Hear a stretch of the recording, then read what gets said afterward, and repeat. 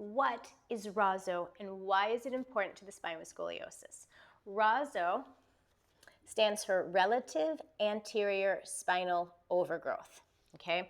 And how this impacts the spine with scoliosis is if we were to look at the vertebrae of a non-scoliotic spine, the vertebrae in the non-scoliotic spine are relatively the same height in the front as they are in the back. So A is anterior, P is posterior, okay?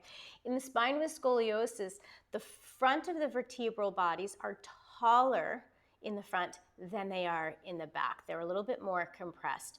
And this is significant because if our vertebrae are shaped like this, if we do back bends, it only works to increase RASO. It only serves to increase this sagittal asymmetry, making the front of the vertebral bodies even taller, compressing more in the back. And then as we increase RASO, as we do these back bends, it can increase the concavity, it can progress the convexity, and it can then create more rotation. Frequently people will ask, and it's a really good question, well, okay, why don't I do a forward bend to counterbalance that?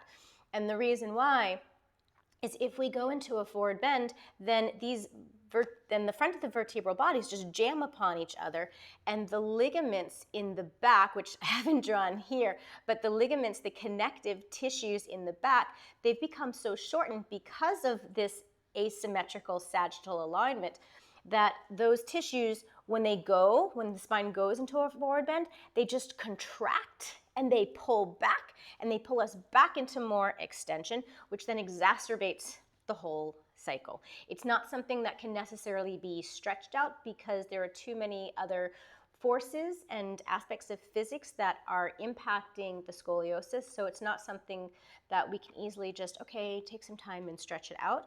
We do not want to be doing back bends. We do not want to be doing forward bends when we have a scoliosis.